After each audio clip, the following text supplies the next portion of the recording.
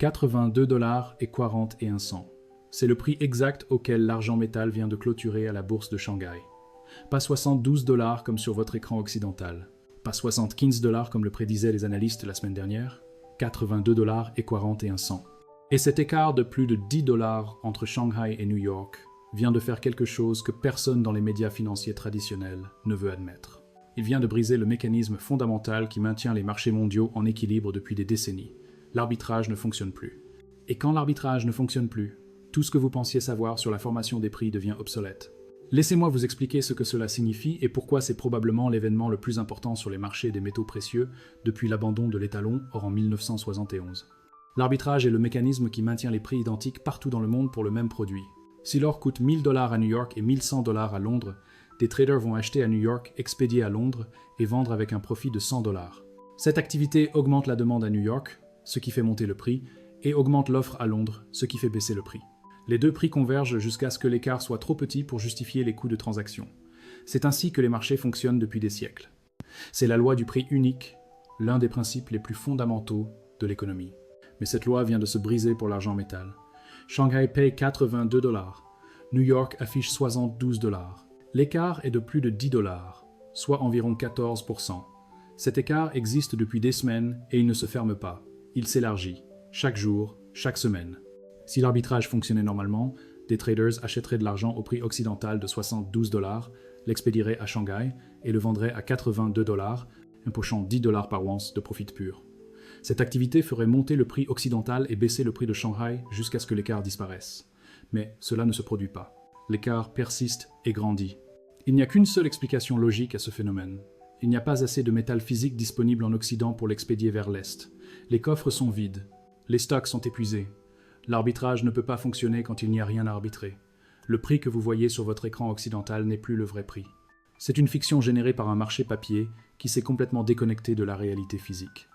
Et quand un système de prix perd sa connexion avec la réalité, il est sur le point de s'effondrer. Dans cette vidéo, je vais vous montrer exactement ce qui se passe à Shanghai et pourquoi le prix de $82 représente la vraie valeur de l'argent physique dans le monde d'aujourd'hui. Je vais analyser les données du COMEX qui prouvent que les coffres occidentaux se vident à une vitesse alarmante. Je vais vous expliquer pourquoi la demande industrielle chinoise est structurellement incapable de diminuer, quel que soit le prix, et je vais vous montrer ce qui va se passer quand le prix occidental sera finalement forcé de rattraper Shanghai. Commençons par les données de Shanghai. Le Shanghai Gold Exchange est le plus grand marché physique de métaux précieux au monde. Contrairement au COMEX de New York, qui est dominé par les contrats à terme et les règlements en espèces, le Shanghai Gold Exchange est un marché de livraison physique. Quand vous achetez de l'argent à Shanghai, vous recevez des lingots réels. Pas des promesses, pas des contrats dérivés. Du métal que vous pouvez toucher, peser et stocker. Le contrat AGT+D, qui est le principal contrat d'argent au comptant sur le Shanghai Gold Exchange, a clôturé à environ 19 600 yuan par kilogramme. En utilisant le taux de change actuel du yuan par rapport au dollar, cela se traduit par environ $82,40 et un cent par once troy. Ce chiffre n'est pas une estimation ou une projection. C'est le prix de clôture réel sur le plus grand marché physique d'argent au monde. À titre de comparaison, le contrat à terme sur l'argent du COMEX a clôturé le même jour à environ $72 par once troy. L'écart entre ces deux prix est de plus de $10, soit une prime de plus de 14%. Cette prime existe parce que les acheteurs chinois sont prêts à payer significativement plus que le prix mondial pour obtenir du métal physique réel.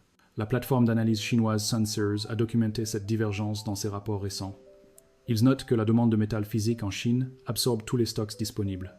Les raffineries fonctionnent à leur capacité maximale. Les délais de livraison, qui sont normalement de quelques jours, se sont allongés à plusieurs semaines. Et les acheteurs, principalement des entreprises industrielles du secteur solaire et de l'électronique, sont prêts à payer n'importe quel prix pour maintenir leur ligne de production en fonctionnement. Le journal économique chinois 36 Creer a rapporté cette semaine que les directeurs des achats des grands fabricants de panneaux solaires décrivent la situation comme critique. Ils avaient budgétisé leurs achats d'argent pour 2026 sur la base d'un prix de 50 à 55 $ l'once. Maintenant, avec des prix occidentaux à 72 $ et des prix chinois à 82 $, leurs calculs de coûts sont complètement obsolètes. Mais ils ne peuvent pas arrêter de produire. Les commandes sont en place, les usines doivent tourner, alors ils achètent, à n'importe quel prix.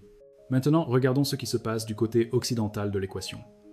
Les données du COMEX racontent une histoire alarmante de stocks en chute libre et de demandes de livraison physique en explosion. Depuis 2020, les stocks d'argent enregistrés au COMEX ont chuté de plus de 73%.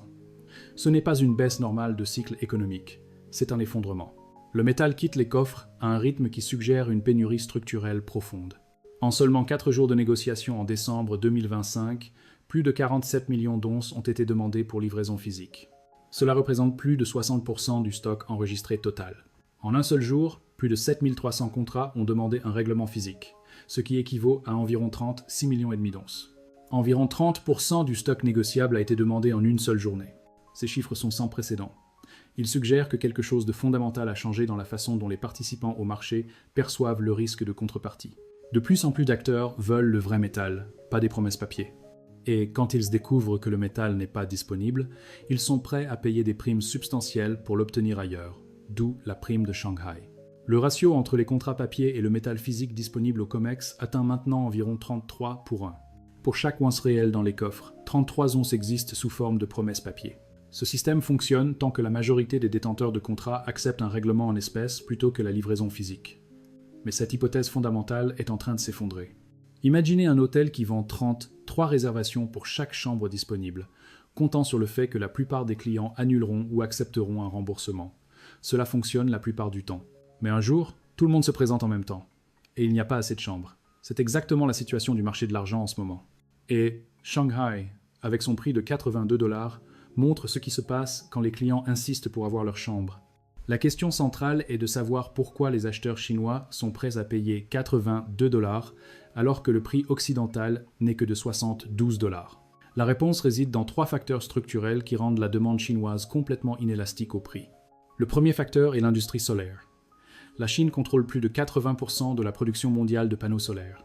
Cette position dominante est le résultat de décennies d'investissements stratégiques. Les panneaux nécessitent de la pâte d'argent pour conduire l'électricité générée. Il n'existe aucun substitut économiquement viable. Le cuivre conduit moins efficacement. L'or est encore plus cher. L'argent est la seule option pratique pour les cellules photovoltaïques à haute efficacité. Selon le rapport de BMO Capital Markets, l'industrie solaire consommera 260 et 1 million d'onces d'argent en 2025. La China Photovoltaic Industry Association confirme ces chiffres et ajoute que la pâte d'argent représente désormais plus de 30% des coûts totaux de production d'une cellule solaire. L'argent n'est plus seulement un composant. C'est le principal facteur de coût. Et la situation s'aggrave. L'industrie est en train de passer des anciennes cellules solaires PRK aux nouvelles cellules TOPCon.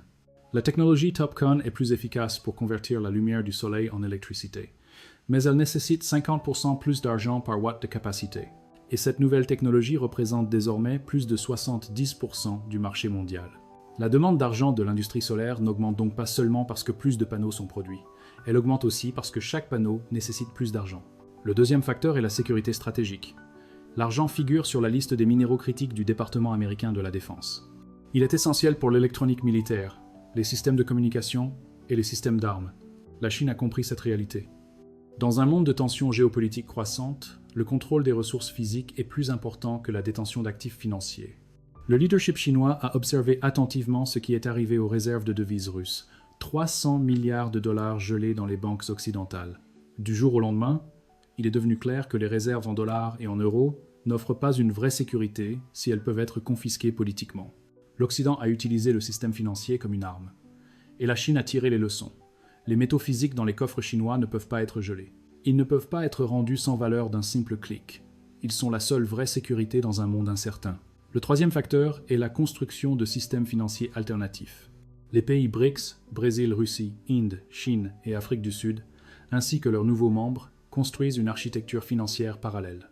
Ils parlent ouvertement de monnaies adossées aux matières premières. Ils créent des systèmes de paiement qui contournent le dollar. Et ils accumulent de l'or physique à un rythme que le monde n'a pas vu depuis la Seconde Guerre mondiale. Plus de 1000 tonnes par an, depuis 3 années consécutives. L'argent, avec son double rôle unique de métal monétaire et industriel, est un pilier naturel de ce nouveau système.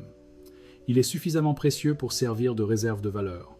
Et il est suffisamment utile pour être indispensable dans l'économie réelle. La Chine n'achète pas de l'argent pour la spéculation à court terme. La Chine achète pour construire un avenir où elle ne dépendra plus de la grâce du dollar américain. Face à ces 3 impératifs, nécessité industrielle, sécurité stratégique et réalignement systémique, une prime de 10 $ par once est un prix dérisoire. C'est le prix de la sécurité. C'est le prix de l'indépendance. Et la Chine est prête à payer beaucoup plus si nécessaire. La demande ne faiblira pas.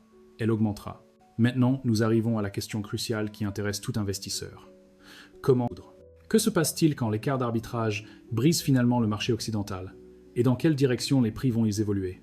Il n'y a que deux possibilités logiques. Soit Shanghai baisse pour rejoindre l'Occident, soit l'Occident monte pour rejoindre Shanghai. Une troisième option, que la divergence persiste éternellement, est économiquement impossible. À un moment donné, la réalité doit s'imposer. Analysons les deux scénarios avec les données disponibles. Pour que Shanghai baisse, l'offre physique devrait soudainement et dramatiquement augmenter. Mais ici, nous nous heurtons à une caractéristique fondamentale du marché de l'argent qui le distingue de presque toutes les autres matières premières. 72% de l'argent mondial est extrait comme sous-produit de l'exploitation du plomb, du zinc et du cuivre. Ce n'est pas une estimation. C'est un fait documenté dans les rapports du Silver Institute. Qu'est-ce que cela signifie concrètement? Même si le prix de l'argent double, atteignant $150 ou plus, la production n'augmenterait pas de manière significative. Une mine de plomb ne décide pas d'extraire plus de plomb parce que l'argent est cher. Elle décide en fonction du prix du plomb. L'argent est un sous-produit, un bonus. Les décisions de production sont guidées par d'autres facteurs. L'élasticité de l'offre d'argent est pratiquement nulle. Pour que Shanghai baisse, la demande industrielle devrait également chuter dramatiquement. Mais regardons la réalité. Les usines solaires tournent à plein régime. Les gouvernements du monde entier subventionnent le développement des énergies renouvelables. Les fabricants de véhicules électriques augmentent leur production d'année en année. Les centres de données pour l'intelligence artificielle se multiplient de façon exponentielle. Chacune de ces industries a besoin de plus d'argent, pas moins. Samsung n'arrête pas la production de puces parce que l'argent est cher. La puce est le produit, pas l'argent. Tesla n'arrête pas la production de voitures. Les fabricants de panneaux solaires ne peuvent pas cesser de livrer. La demande est structurelle, croissante et complètement inélastique au prix. La conclusion logique est inévitable. Shanghai ne baissera pas. L'offre ne peut pas augmenter assez vite. La demande ne diminuera pas. Donc l'Occident doit monter pour rejoindre Shanghai. La seule question est de savoir à quelle vitesse et avec quelle violence cette convergence aura lieu. Et c'est là que la situation devient vraiment intéressante et potentiellement extrêmement profitable pour les investisseurs positionnés correctement. Quand le prix occidental commencera à rattraper Shanghai, le mouvement ne sera pas doux et graduel. Il sera explosif. Laissez-moi vous expliquer pourquoi. Le marché papier occidental, dominé par le COMEX, est structurellement positionné du côté vendeur. Les grandes banques et les fonds spéculatifs détiennent des positions vendeuses massives. Ils ont vendu des contrats qu'ils ne peuvent pas couvrir physiquement. Leur stratégie repose sur l'hypothèse que le prix restera stable ou baissera. Tant que cette hypothèse est vraie, ils gagnent de l'argent avec la décroissance temporelle des contrats et les frais de roulement. Mais quand le prix monte, ils perdent. Pour chaque dollar que l'argent monte, les vendeurs à découvert perdent des millions. Et quand leurs pertes dépassent leur marge déposée, ils sont forcés de couvrir leur position. Cela signifie qu'ils doivent acheter. Et cet achat forcé pousse le prix encore plus haut. C'est la mécanique classique d'un short squeeze. Les conditions pour un squeeze historique sont toutes réunies.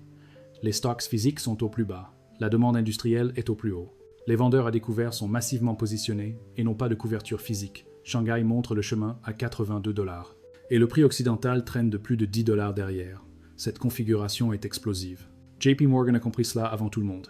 La banque, qui était historiquement le plus grand vendeur à découvert sur le marché de l'argent, a complètement changé de stratégie. Ces faits sont documentés et accessibles au public. En 2020, JP Morgan a payé 920 millions de dollars d'amende au département américain de la justice pour manipulation documentée du marché des métaux précieux. Ils ont admis avoir manipulé le marché pendant des années. Ce n'est pas une théorie du complot, c'est un fait confirmé par les tribunaux. Mais ensuite, quelque chose de remarquable s'est produit. Entre juin et octobre 2025, selon le Times of India, citant des données de marché, JP Morgan a liquidé l'intégralité de sa position vendeuse sur l'argent. Pas partiellement, complètement. Et puis, ils ont commencé à acheter. Massivement. La banque a accumulé 750 millions d'onces d'argent physique. C'est le plus grand stock privé de l'histoire mondiale. En seulement 6 semaines, ils ont ajouté 21 millions d'onces. Réfléchissez à ce que cela signifie. La banque qui a inventé le jeu de la manipulation, qui a gagné des milliards pendant des années en supprimant le prix de l'argent, change soudainement de camp. Elle arrête de vendre et commence à acheter agressivement. Pourquoi? Parce qu'ils voient ce que nous voyons. Le système du marché papier s'effondre. La réalité physique s'impose. Et ils veulent être du bon côté quand la convergence arrivera. Le timing de cette convergence est la seule vraie inconnue dans toute cette analyse. Elle pourrait se produire progressivement, sur plusieurs mois, avec le prix occidental qui monte de quelques dollars chaque semaine jusqu'à atteindre Shanghai. Ce serait le scénario doux, mais il y a aussi un autre scénario. Un scénario que nous avons déjà observé avec d'autres matières premières. En mars 2022, le prix du nickel à la London Metal Exchange a explosé de 25 000 à plus de 100 000 dollars par tonne en quelques heures. Bloomberg a documenté cet événement en détail. Un producteur chinois nommé Qingshan avait accumulé des positions vendeuses massives. Quand le prix a commencé à monter, il a été forcé d'acheter. Son achat a poussé le prix plus haut.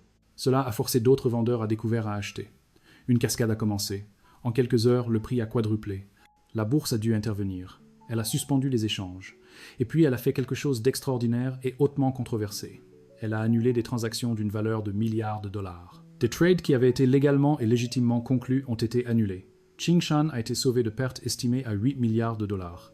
Les traders de l'autre côté, ceux qui auraient légitimement profité, sont repartis les mains vides. Le marché a été manipulé pour protéger les gros acteurs. L'argent se trouve maintenant dans une situation structurellement similaire à celle du nickel en 2022. Position vendeuse massive, stocks physiques en diminution, demande industrielle en explosion, divergence de prix entre différents marchés. Tous les ingrédients pour un mouvement explosif sont présents. La différence est l'ampleur. Le marché de l'argent est plus grand et plus important que le marché du nickel. Il est plus profondément intégré dans le système financier mondial. Un squeeze incontrôlé sur l'argent ne secouerait pas seulement une seule bourse. Il remettrait en question l'ensemble du système des dérivés. Il endommagerait fondamentalement la crédibilité de la formation des prix occidentales. Il montrerait que l'empereur n'a pas de vêtements. Que signifie tout cela concrètement pour vous en tant qu'investisseur ou en tant que personne qui veut protéger son patrimoine? Les implications sont considérables et nécessitent une réflexion approfondie. Si vous détenez de l'argent sous forme papier, que ce soit dans un fonds négocié en bourse, un compte métal non alloué chez une banque ou des contrats à terme, vous ne possédez pas de l'argent. Vous possédez une promesse, un morceau de papier qui dit que quelqu'un vous doit de l'argent. Et la valeur de cette promesse dépend entièrement de la capacité de la contrepartie à livrer. Avec un ratio de 33 contrats papier pour chaque once physique dans les coffres, la probabilité que toutes ces promesses puissent être honorées est mathématiquement nulle. Pas faible, nulle. Si tout le monde veut son argent en même temps, seuls environ 3% peuvent être servis. Les autres se retrouvent avec du papier sans valeur. L'argent physique en votre possession personnelle est fondamentalement différent. Il ne dépend pas des bourses. Il ne dépend pas des banques. Il ne dépend pas des centres de données qui pourraient surchauffer et arrêter les échanges. C'est votre propriété. Point final. Vous pouvez le toucher. Vous pouvez le peser. Vous pouvez le vendre quand vous voulez, à qui vous voulez. Dans un monde où le système du marché papier s'effondre, c'est le seul vrai refuge. Le prix de Shanghai de 82 $ vous montre la vraie valeur de votre argent physique. Pas le prix du COMEX de 72 $. Le prix papier est une fiction mourante. Le prix physique est la réalité montante. Pour votre retraite, pour votre portefeuille d'investissement, pour votre pouvoir d'achat dans les années à venir, cette situation a des conséquences profondes. Les dettes publiques des pays occidentaux ont atteint des niveaux qui ne pourront jamais être remboursés. La dette des États-Unis dépasse 35 000 milliards de dollars. Les paiements d'intérêts sur cette dette dépassent désormais l'ensemble du budget de la défense. La seule façon de dévaloriser cette dette est l'inflation. Et l'inflation dévalue tous les actifs papier. Les banques centrales du monde l'ont compris. Elles achètent de l'or en quantité record. Plus de 1000 tonnes par an, depuis 3 années consécutives. C'est le rythme le plus rapide depuis la Seconde Guerre mondiale. Elles savent que le système de monnaie papier atteint ses limites. Elles se préparent à quelque chose. Peut-être devriez-vous faire de même. L'écart d'arbitrage entre Shanghai et l'Occident n'est pas simplement une anomalie statistique intéressante. C'est un signal d'alarme. Il nous dit que le système de formation des prix qui a fonctionné pendant des décennies est en train de se briser. Il nous dit que la réalité physique reprend ses droits sur la fiction financière. Il nous dit que ceux qui comprennent ce qui se passe et agissent en conséquence seront les gagnants de cette transition.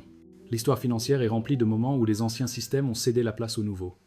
Bretton Woods s'est effondré en 1971. Le système monétaire européen a implosé en 1992. Les monnaies asiatiques se sont effondrées en 1997. Le système financier mondial a failli s'effondrer en 2008. Chacun de ces moments a créé des perdants et des gagnants. Les perdants étaient ceux qui s'accrochaient à l'ancien système. Les gagnants étaient ceux qui voyaient le changement arriver et se positionnaient en conséquence. Nous sommes peut-être à un autre de ces moments. L'écart d'arbitrage de plus de 10 $ entre Shanghai et l'Occident est un symptôme d'un changement plus profond. Le marché papier occidental perd sa capacité à déterminer le vrai prix de l'argent. Le marché physique oriental prend le relais. Le centre de gravité du pouvoir financier se déplace d'ouest en est. Et le prix de l'argent, de tous les actifs, est celui qui révèle ce changement le plus clairement. 82 $ à Shanghai n'est pas un sommet, c'est probablement un début. C'est le prix que les acheteurs les plus informés et les plus déterminés du monde sont prêts à payer aujourd'hui. L'Occident suivra. La seule question est de savoir à quelle vitesse. Et quand la convergence viendra, ceux qui étaient positionnés tôt seront les gagnants. Le déficit structurel du marché de l'argent ne fera que s'aggraver. Nous entrons dans la 5e année consécutive où la demande mondiale dépasse la production. Le Silver Institute projette un déficit de 117 à 206 millions d'onces pour 2025 seulement. Le déficit cumulé depuis 2020 atteint environ 678 millions d'onces. C'est l'équivalent de 10 mois de production minière mondiale. Ce métal a été consommé et ne reviendra jamais sur le marché. Il est maintenant dans des panneaux solaires, des téléphones, des voitures électriques, des équipements médicaux. Il est parti pour toujours. Et pendant ce temps, la demande continue d'augmenter. L'industrie solaire croît de plus de 20% par an. Les véhicules électriques se multiplient. L'intelligence artificielle nécessite des centres de données massifs. Chaque tendance majeure de l'économie mondiale pousse la demande d'argent vers le haut. Et l'offre, contrainte par la nature même de l'extraction minière, ne peut pas suivre. L'écart d'arbitrage de 82 $ moins 72 $, soit 10 $ par once, est le symptôme visible de ce déséquilibre fondamental. C'est le marché qui crie que quelque chose ne va pas. C'est la réalité qui frappe à la porte du monde de la fiction financière. Et quand la porte s'ouvrira finalement, le mouvement sera violent. Pour ceux qui ont la sagesse de voir ce qui se passe et le courage d'agir en conséquence, cette situation représente une opportunité extraordinaire. Pas une opportunité de spéculation à court terme, une opportunité de positionnement stratégique pour les années à venir. Une opportunité de transférer une partie de votre patrimoine du monde du papier au monde du réel. Une opportunité de vous aligner avec les forces profondes qui remodèlent le système financier mondial. L'argent à 72 $ en Occident, pendant que Shanghai paie 82 $, est peut-être la dernière chance d'acheter avant que la convergence ne se produise. Quand le prix occidental commencera vraiment à rattraper Shanghai, le mouvement sera rapide. Les stocks chez les revendeurs s'épuiseront. Les délais de livraison passeront de jours à semaines à mois. Les primes exploseront. Ceux qui agissent maintenant pourront acheter à des prix acceptables. Ceux qui attendent risquent de ne rien obtenir du tout. L'écart d'arbitrage vient de faire exploser le marché. Le vieux système de formation des prix est en train de mourir. Un nouveau système, basé sur la réalité physique plutôt que sur les promesses papier, est en train de naître. Et 82,40 $ et 1 cent à Shanghai est le premier aperçu de ce que ce nouveau monde ressemblera. Abonnez-vous à cette chaîne pour suivre l'évolution de cette situation historique. Dans les prochaines vidéos, j'analyserai les niveaux de prix spécifiques à surveiller, les signaux qui indiqueront que la convergence est en cours, et les stratégies concrètes pour différents types d'investisseurs. L'explosion des métaux précieux ne fait que commencer. Soyez prêts pour ce qui vient. Nous nous voyons dans la prochaine vidéo.